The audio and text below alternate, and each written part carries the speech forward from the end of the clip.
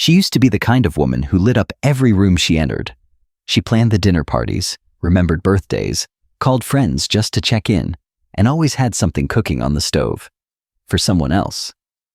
For most of her life, she thought that was who she was meant to be. The helper, the host, the one who showed up. But then, after she turned 60, something changed. Not all at once, not in any dramatic or sudden way. It was quieter than that. She began craving something different. Not noise, not company, not attention, but peace. And no, it was not because she was angry, or tired, or bitter. It was something deeper than that. Something no one had warned her about, but that she now feels is preparing her for something many women her age will one day face. This is not a story about loneliness. It is a story about returning to herself. And maybe, just maybe, about finding strength in the quiet she used to fear. 1. The quiet shift. She never planned on pulling away. It was not a conscious decision, not a dramatic act of rebellion against her social nature. For most of her life, she had been the one to hold things together, arranging the gatherings, checking in on friends, making the phone calls, remembering the details no one else did. She had always been the first to arrive and the last to leave, offering help, conversation, comfort. People were her rhythm. Her world spun with others at its center. And for decades, that felt right. But sometime after turning 60, something changed. Not all at once, not in any obvious way. There was no single moment she could point to. It began the way seasons change, slowly, subtly, with a shift in the air that you only notice after the leaves have already begun to fall. At first, it was small. A missed birthday lunch, a declined invitation to a church potluck. Then came the quieter weekends, the mornings spent in solitude, the evenings when she no longer felt the need to check her phone. She began to choose silence over conversation, space over closeness, stillness over motion. And surprisingly, she did not feel sad. She felt relieved. That realization confused her at first. For someone who had always loved being surrounded by others, why was she now choosing to be alone? Why did busy restaurants suddenly feel overwhelming? Why did small talk, the kind that once filled her cup, now leave her feeling drained? She thought maybe she was changing in a way she could not explain. Maybe she was becoming fragile, or even bitter. But when she tried to sit with that thought, it never quite fit. Because in truth, she did not feel fragile. She felt strong. She felt awake. She began to understand that her soul had grown tired of always being on. She no longer felt the need to impress, to perform, to be constantly accessible. The idea of disappearing into a quiet morning with no obligations, that was no longer lonely. It was sacred. She remembered her Aunt Lillian, her father's sister, who lived well into her 90s. In her final years, Aunt Lillian would rise early, sit on the porch with her tea, and watch the sun warm the trees, one leaf at a time. One morning, many years ago, Aunt Lillian had said something she never forgot. The older I get, the more I enjoy just being with myself. It's not loneliness, it's contentment. At the time, she had not understood. But now, with 60 behind her and 70 on the horizon, those words settled into her bones like truth. She began to notice things she had never seen before. The way sunlight stretched across the floorboards in the afternoon, the quiet hum of the refrigerator, the rhythmic tapping of rain on the window. There was a kind of beauty in it, a simplicity she had been too busy to notice before. She did not hate people. She still loved her family, still cared for her friends. But she had begun to value herself, not for what she could give or how she could entertain, but simply for who she was when no one was watching. She no longer measured her worth by her calendar. She no longer needed full days to feel fulfilled. The joy she found now was quieter. It came in the way her coffee tasted when she had time to sip it slowly, in the breeze that moved the curtains gently during her afternoon nap, in the feeling of her feet on the ground during evening walks with no destination. She was no longer chasing after connection. Instead, she was rediscovering a connection she had long ignored, the one with herself. And in that space, something softened. She stopped apologizing for needing quiet. She stopped forcing herself to attend things that left her feeling empty. She stopped trying to explain herself to people who only knew the version of her that smiled through the noise. Because there was a new version of her now. One that valued silence, not as a void, but as a form of grace. It was not about shutting out the world. It was about letting herself back in. And as the days grew slower, gentler, and quieter, she felt not smaller, but fuller.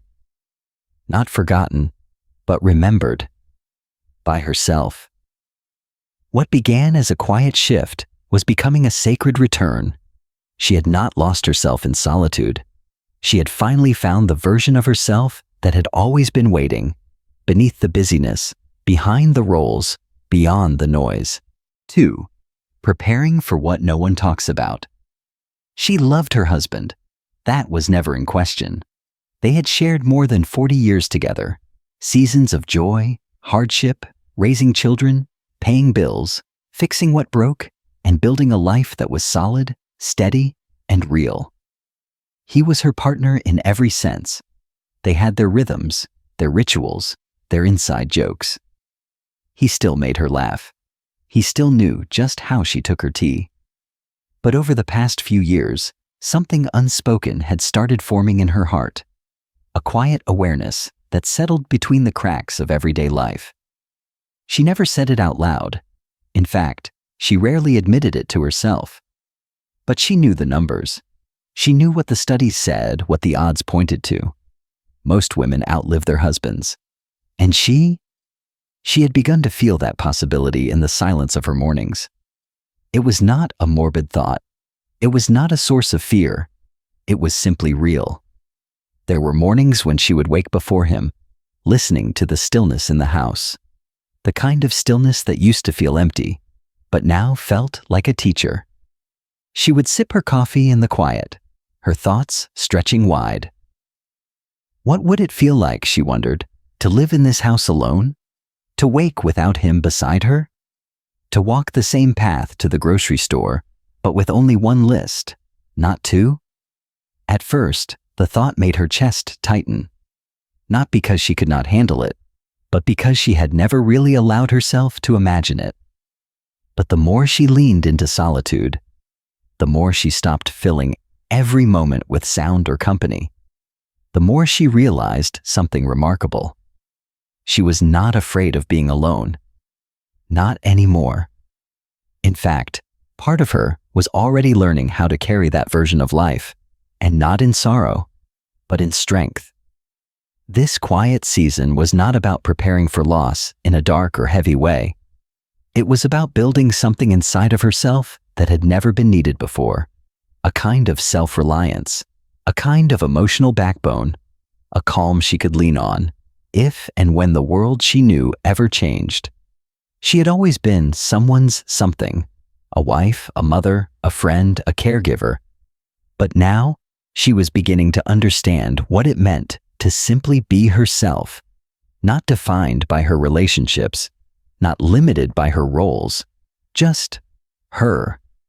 She remembered walking one day along the neighborhood trail, alone, surrounded by trees and birdsong. It was a path she and her husband had walked together countless times. But this time, she was by herself. And for the first time, instead of feeling his absence, she felt her own presence. And that, in its quiet way, felt like power. She was not losing her connection to others. She was deepening her connection to herself. She did not resent the idea of being alone someday. She respected it. She met it with grace. Because this time, this space she had carved out for stillness, for solitude, was not something being taken from her. It was something she had given to herself, And though she still hoped for many more years with her husband, with laughter over breakfast and shared walks at sunset, she knew now that even in his absence, she would not be lost. She would be steady. She would be whole. Because the truth no one talks about, the one women whisper to each other behind soft smiles and long stares, is that life after 60 often includes a chapter where we begin to practice being alone, not out of despair, but out of quiet preparation. And she, without even realizing it, had already begun. 3. When you've been burned. She used to believe in friendship with her whole heart, the kind of friendship where you called just to say hello, where birthdays were never forgotten and hard days were met with casseroles and kind words. For most of her life, she thought that kind of loyalty was the rule, not the exception. But somewhere in her 50s, things started to change. It began in small, almost imperceptible ways. A friend who stopped calling unless she needed something. A group that made her feel more like a competitor than a companion. A woman she once trusted who turned a personal story into gossip. At first, she brushed it off. Maybe it was a misunderstanding. Maybe they were just busy, but the pattern kept repeating. She joined a local women's networking group, hoping to find connection with others her age. Women who had lived and learned, who understood what it meant to juggle family, aging parents, grandchildren, and work. But instead, she found a space filled with quiet competition, cliques, and conversations that never quite felt safe.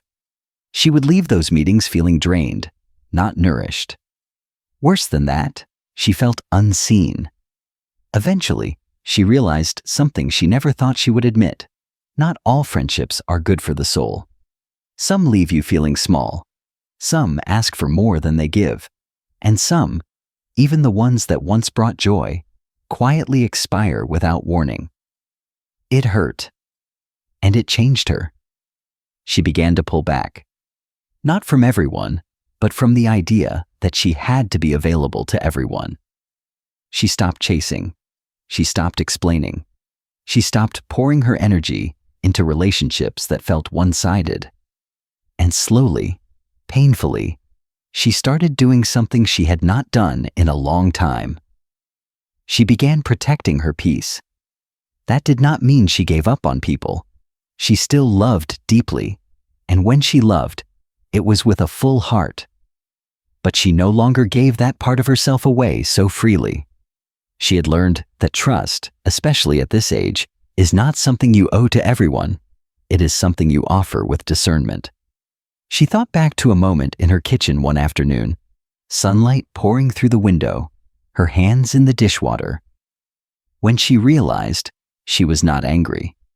She was simply done. Done pretending certain friendships still worked. Done attending things that felt performative. Done ignoring the small voice inside her that whispered, "You deserve better than this." It was not bitterness. It was clarity. And that clarity gave her space to rest, to reflect, and most of all, to be selective. She began noticing the friends who had always been steady, the ones who listened without interrupting, the ones who remembered the names of her grandchildren, the ones who came by with soup, not selfies. She held on to those women and let go of the rest, lovingly, silently, without drama. At this age, there is no more need to impress, no need to keep up appearances. She no longer fears being misunderstood by those who never took the time to understand her in the first place. There is a particular kind of freedom that comes with age, the freedom to stop explaining yourself. And for her, that freedom was hard-won. She now knew that being alone sometimes was better than being in a room where she had to shrink herself to fit in. She had learned that peace is more precious than popularity, and that boundaries, once seen as cold or distant, were, in truth, an act of deep self-respect. So, while her circle had grown smaller, it had also grown softer. More honest, more real. And when she looked around at the women still standing beside her, the ones who had walked with her through grief growth, and change. She knew. This was what friendship was meant to feel like. Not exhausting, not performative, not conditional, just warm and true and safe. 4. My simple, quiet joys. Her idea of happiness used to be louder.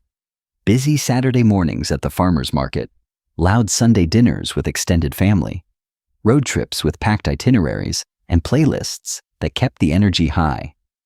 She once believed that joy needed movement, that it lived in the bustle, in the plans, in the noise. But somewhere between the rhythm of aging and the wisdom of slowing down, she began to discover another kind of joy. One that whispered instead of shouted. One that didn't need an audience.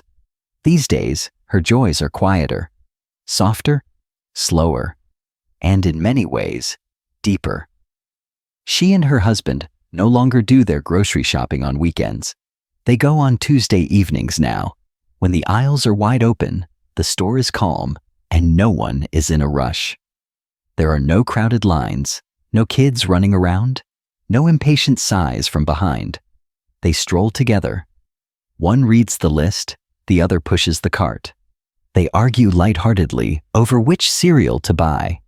They pause at the floral section just to admire what's fresh that week. It's not exciting, but it's theirs, and it feels like home.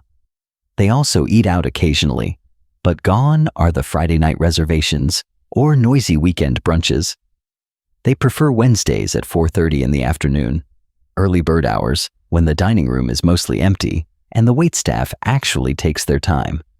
The air is quiet, the food tastes better, and they can talk without raising their voices or repeating themselves over background noise. She used to enjoy the buzz, the energy, the sound of clinking glasses and laughter from the next table. But now, she prefers hearing the way he clears his throat before speaking, the way he tells a story he's told 10 times before, and the way she still listens like it's the first. Even vacations have shifted.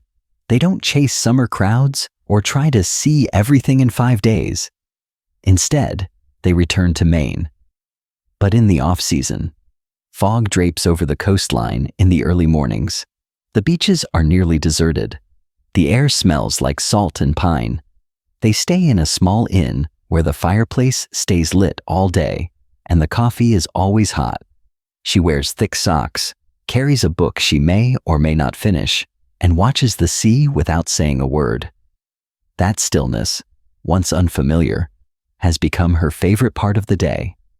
At home, she finds joy in the ordinary, the feel of warm laundry on her hands, the smell of onions sautéing in butter, the clinking of ice in a glass of lemon water as she sits by the window in the afternoon sun, the handwritten list of things to do that no longer overwhelms her, but gently guides the flow of her day. She writes more now. Sometimes just a sentence, sometimes a letter to an old friend, sometimes a reflection she will never read aloud to anyone. There is joy in those words, not because they are profound, but because they are hers. She takes walks with no destination. She talks to birds and waves at dogs. She opens the windows just to let the breeze in, and smiles when the curtains dance with the wind. She has learned that she doesn't need to be productive to feel purposeful. She doesn't need to be busy to feel alive. She doesn't need company every hour to feel connected. Her joy has become quieter, yes, but it has also become more honest, and it shows up in moments no one sees, in her first breath after waking, in the way she hums while stirring her tea, in the pause she takes before turning the page of her book, in the way she lingers a little longer on the back porch, even when the sun has already gone down. She once feared stillness. Now, she craves it. She once filled her calendar to feel needed. Now, she empties it to feel whole. What she has come to understand is this: joy is not always loud. Happiness does not always arrive with fanfare. Sometimes, the best parts of life whisper so quietly, you can only hear them when everything else has quieted down. And now, she knows how to listen. 5. The difference between alone and lonely. There was a time when being alone felt heavy. Back then, a quiet house meant something was missing. An empty seat at the table was a reminder of someone's absence. Silence echoed like a question she could not answer. But that was before she learned the difference between being alone and being lonely. Now her solitude no longer feels like an absence. It feels like a space she created with care, a space where she can breathe, think, rest, and most importantly, be. Being alone has become a form of presence, a kind of homecoming. That shift did not happen overnight. It was slow, like most of the meaningful changes in her life. She remembers the first time she took a walk without her phone.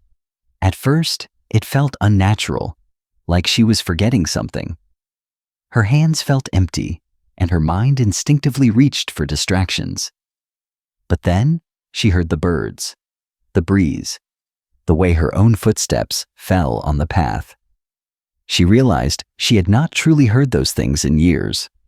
Later, she started taking books to the park, not to be seen reading, not to check off a goal, but because she liked the feel of paper in her hands, the way a good sentence could stop time for just a moment. Some afternoons, she would sit in her favorite chair by the window and simply watch the light change. No music, no company. Just her and the gentle unfolding of a quiet day. And in those moments, she realized she liked herself.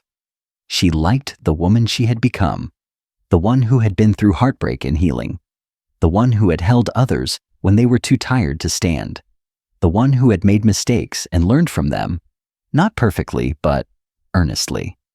The one who had learned how to be enough without needing to be everything to everyone.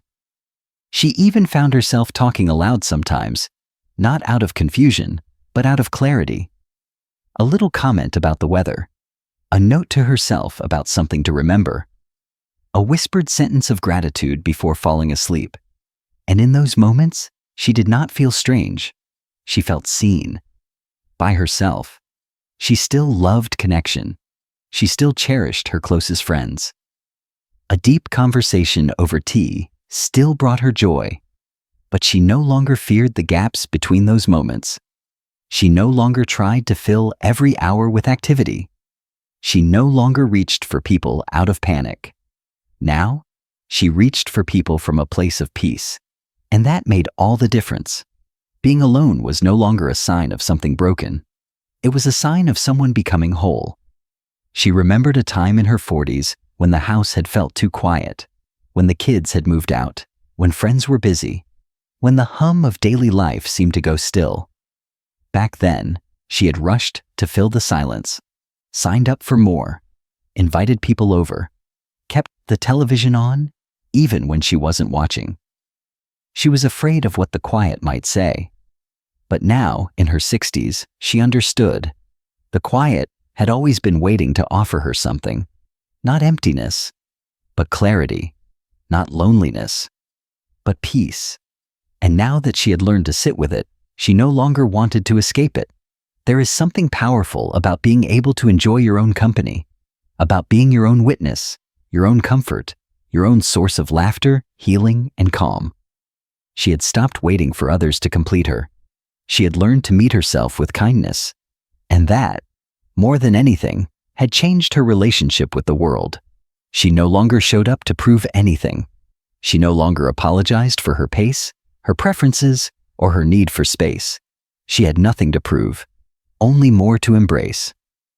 And now, when others ask if she ever gets lonely, she smiles gently. Because yes, of course there are moments. We are human, but she also knows something they might not yet understand. There is a vast and beautiful difference between being alone and being lonely. And she has learned how to rest in that space between, not with fear, but with gratitude.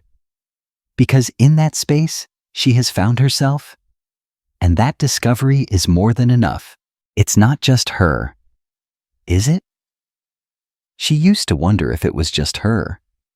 If she was the only one who felt the shift, the quiet pull inward, the craving for stillness, the change in what joy looked like. She used to worry that maybe she was fading, becoming less social, less involved, less herself. But now she sees it differently. Now she understands that what she's been experiencing is not a loss, but a return to the version of herself that doesn't need constant noise to feel connected. A version of herself that finds beauty in small things, peace in ordinary hours, wholeness in her own company. And she knows she is not alone. Because there are other women just like her, who are walking this same path. Women who are quietly setting boundaries, women who are learning how to say no without guilt, women who are choosing peace over pressure. They are not giving up on life. They are stepping into it more fully, more honestly, more freely. And maybe you are one of them. Maybe you've felt the change too. Maybe you've started to crave mornings with no plans, or afternoons without conversation. Maybe you've stopped needing to explain yourself and started to finally hear your own voice again. If that's you, then you are not behind. You are not disappearing. You are becoming. Becoming someone who doesn't live by someone else's schedule. Someone who doesn't need to fill every space. Someone who is finally, beautifully enough. So take a breath, look around, and know this: you are not the only one. You are part of a quiet, growing sisterhood of women who are learning, at last, how to come home to themselves. And that home is more than enough.